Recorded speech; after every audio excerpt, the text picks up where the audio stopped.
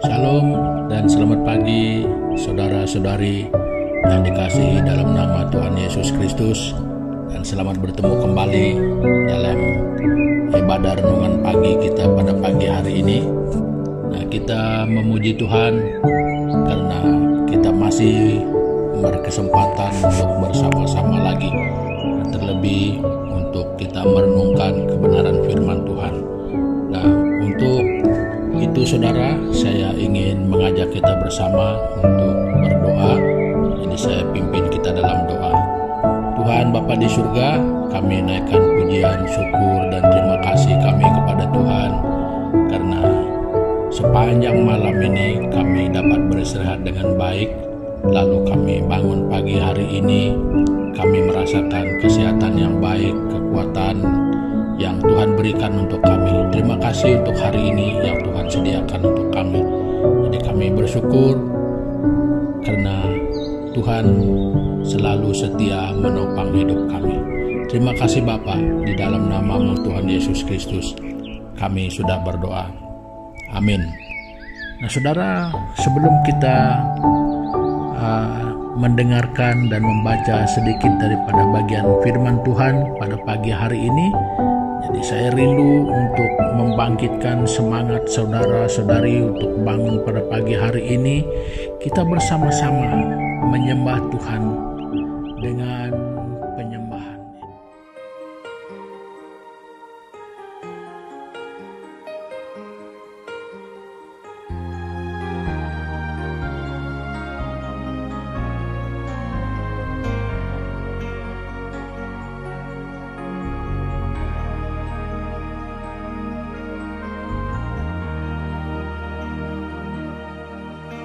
Sumber segala pertolonganku adalah di dalam nama-Mu. Sumber jawaban persoalanku, semuanya ku temukan padamu Tuhanku.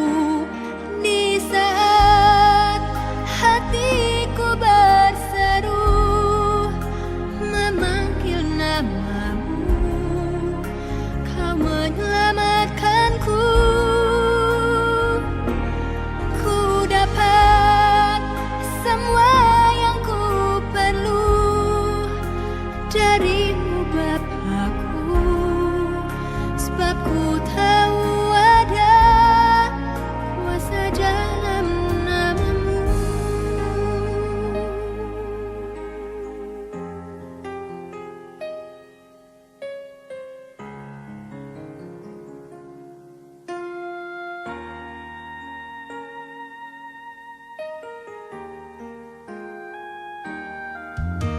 Sumber segala pertolonganku adalah di dalam nama-Mu. Sumber jawaban persoalanku, semuanya ku temukan padamu Tuhanku. Di saat hatiku berseru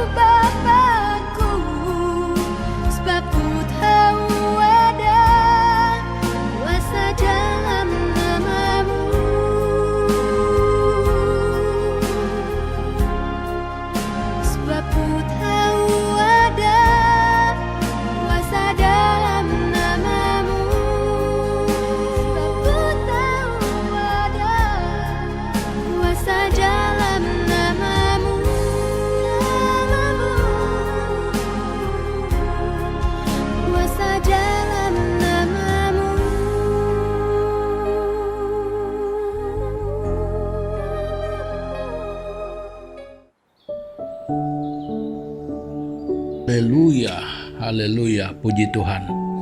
Nah, saudara-saudari yang sudah bersiap dengan Alkitab atau Alkitab mereka yang ada di dekat mereka pada saat ini, mari kita bersama-sama membuka Alkitab kita yang terdapat di dalam Injil Matius pasal yang keempat.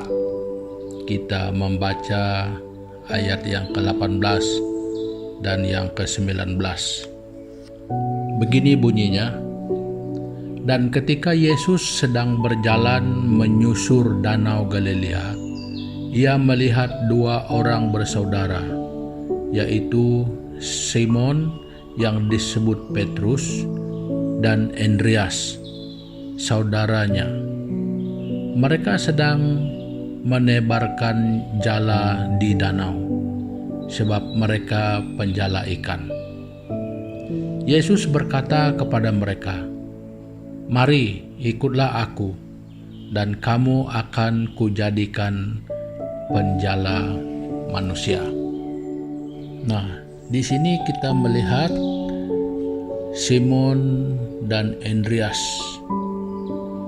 yang selama ini dan biasanya secara tradisinya mereka adalah nelayan. Nah, ketika mereka berurusan hidup sebagai nelayan dan menjalankan aktiviti sebagai nelayan, mereka bertemu dengan Tuhan Yesus. Jadi Tuhan Yesus panggil mereka, "Mari ikut aku akan menjadikan kamu penjala manusia." Nah, jadi saudara, di sini kita melihat bahwa Tuhan Yesus panggil mereka dan ubahkan mereka punya kerja itu. Daripada sebagai nelayan yang menangkap ikan, tapi ini kali Tuhan Yesus mau ubah mereka menjadi penjala manusia. Nah, saudara-saudari, kita semua bukan nelayan seperti mereka, tetapi Tuhan juga memanggil saya dan saudara. Nah, kepada perkara yang serupa yang berlaku dengan mereka, yaitu Tuhan ingin mengubah sesuatu di dalam hidup saya dan saudara. Kalau bagi Simon dan Andreas, Tuhan mau mengubah mereka punya profesi, tetapi bagi saya dan saudara, ada bagian-bagian di dalam kehidupan kita yang Tuhan ingin ubah menjadi lebih baik. Nah, saudara, apa saja yang mungkin Tuhan mau ubah di dalam kita? Ya, setidak-tidaknya ada dua perkara besar yang bersifat dalaman yang Tuhan mau ubah di dalam pada diri kita. Yang bersifat dalaman yaitu hati dan pikiran kita. Setidak-tidaknya itu yang Tuhan ingin ubah di dalam diri kita. Nah, itu yang bersifat dalaman. Kalau di luar kita, Tuhan ingin mengubah kebiasaan ataupun sikap hidup atau perwatakan atau pembawaan hidup kita. Nah, di dalam dan di luar ada ruang yang Tuhan ingin ubah bagi saya dan saudara untuk menjadi yang lebih baik. Ya, mungkin kita karena memang sudah biasa dengan cara berpikir kita begitu, pembawaan hidup kita begini, yaitu kepribadian kita, kata kita. Jadi kita sudah sangat biasa dengan itu. Kita sudah sangat selesa seperti mana kita ada sekarang. Nah, jadi yang pasti kita tetap berbeda Nah, jadi hal ini yang kadang-kadang selalu kita pertahankan tentang diri kita sendiri, dan justru saling mempertahankan. Kadang-kadang itu memberi kesan di dalam hubungan kita dengan orang lain dan juga hubungan kita dengan Tuhan. Nah, kita selalu mempertahankan siapa kita dengan sikap kita, dengan perasaan kita, dengan cara kita berpikir. Semua itu kita katakan, inilah saya, terimalah saya seadanya, tolong mengertilah saya. Nah, itu yang selalu kita pertahankan di dalam diri kita. Saudara-saudari, ingatlah pada pagi hari ini, Tuhan memanggil saya dan saudara untuk diubahkan, terutama di bahagian ini. Pikiran kita, hati kita, dan perwatakan hidup kita. Nah, saudara-saudari, setiap orang mempunyai perbedaan dalam hal ini. Setiap orang masing-masing dengan kriterianya sendiri. Nah, jadi saudara-saudari, Tuhan mau mengubah yang tidak benar di dalam pikiran dan hati, bahkan di dalam pembawaan hidup kita. Ada saja ruang-ruang yang tidak benar. Nah, jadi yang menjadi persoalannya sekarang, saudara, mungkin kita beralasan, selama ini saya sudah begitu menyerahkan segala pikiran saya, hati saya. Mungkin kita berkata, saya selalu berdoa. Ya, tapi yang saya mau tanyakan di sini, saudara, sudahkah hati dan pikiran kita benar-benar diubah? Ataupun sudah mengalami perubahan? Yang kedua, benarkah sikap ataupun pembawaan hidup kita sudah diubah? Nah, mungkin kita katakan berubah dari mana? Ya, di luar Tuhan selalunya semua tentang diri kita sendiri. Tetapi ketika kita sungguh-sungguh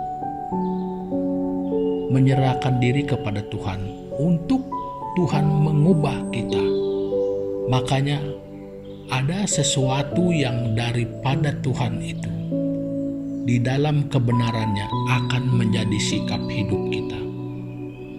Nah, jadi saudara-saudari, sebaik manapun manusia itu, sangat tidak mungkin kalau di luar Tuhan, tanpa Tuhan, akan memiliki hati dan pikiran seperti Tuhan.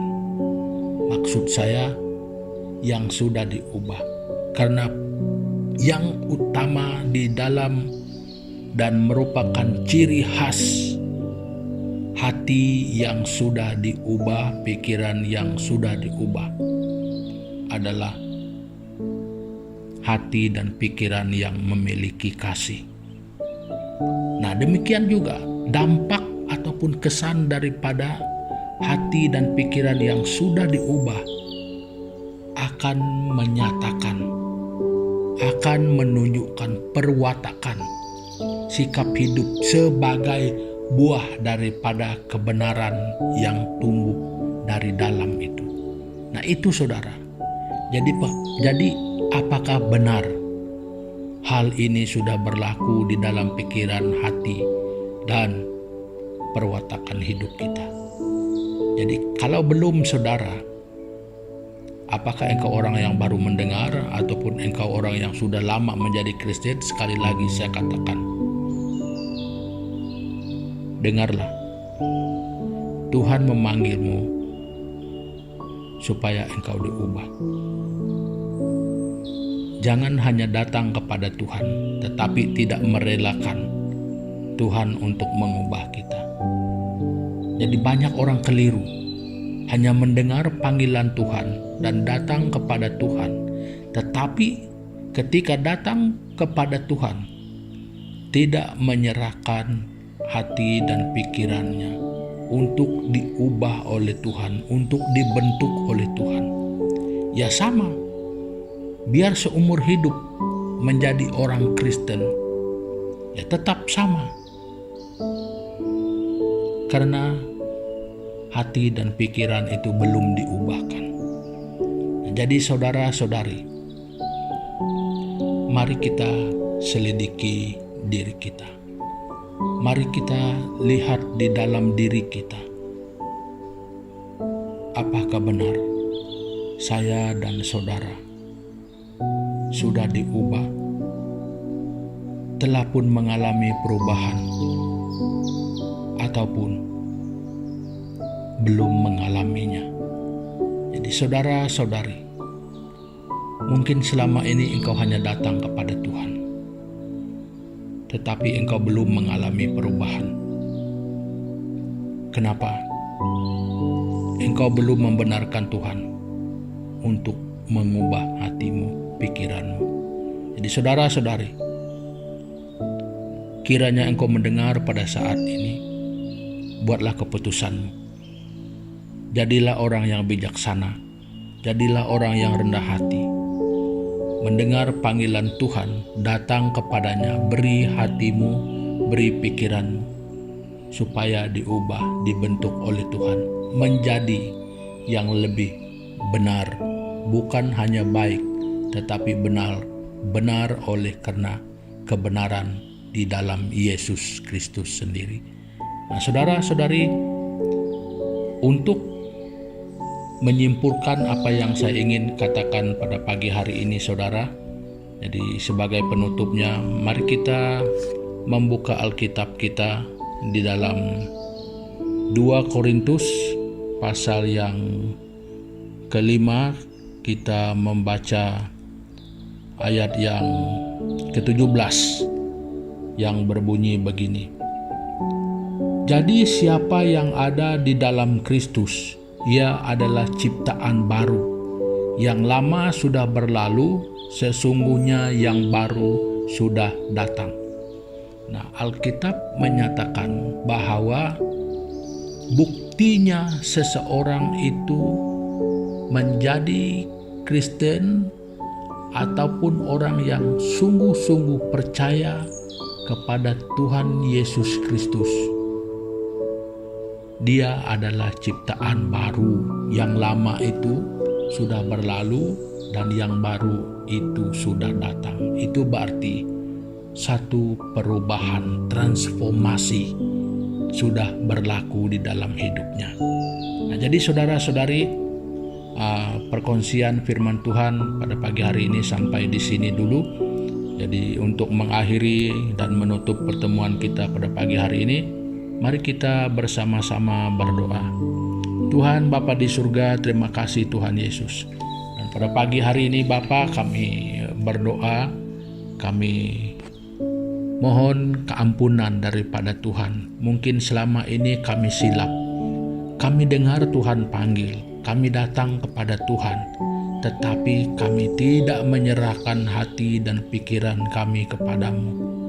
Makanya tidak ada perubahan berlaku di dalam kami. Ya, biarpun kami mungkin 10, 20, 30 tahun menjadi orang Kristen, tetapi buah kekristenan di dalam kami tidak dapat dinikmati oleh orang lain, ataupun kami sendiri tidak pernah mengalami kekristenan itu secara pribadi. Tuhan ampuni kami. Dan pada pagi hari ini Bapa, kami mengucap syukur karena Tuhan pada pagi hari ini Engkau berbicara kepada kami bahwa Tuhan memanggil kami. Tuhan ingin mengubah di dalam kami dan Tuhan ingin berkarya di dalam kehidupan kami. Bapa, biar mulai pada saat ini kami terbuka kepada Tuhan dan kami sanggup memberikan diri kami kepada Tuhan supaya Tuhan ubah kami sesuai dengan kehendak Tuhan di dalam hidup kami, sesuai dengan rencana dan pandangan Tuhan yang terbaik untuk diri pribadi kami masing-masing. Dan Tuhan, mari kiranya Tuhan Yesus, supaya Tuhan tetap memelihara, Tuhan tetap menyertai, memimpin kehidupan kami bersama di sepanjang hari ini. Bagi mereka yang lemah, Tuhan Yesus berikan kekuatan. Bagi mereka yang merasa berduka cita, Tuhan memberikan penghiburan. Dan bagi mereka yang sakit, Tuhan akan memberikan kesembuhan. Di dalam nama Yesus Kristus kami sudah berdoa. Amin. Nah, saudara-saudari, pertemuan kita untuk pagi hari ini sampai di sini. Jadi sampai kita jumpa lagi di lain kesempatan. Tuhan Yesus memberkati.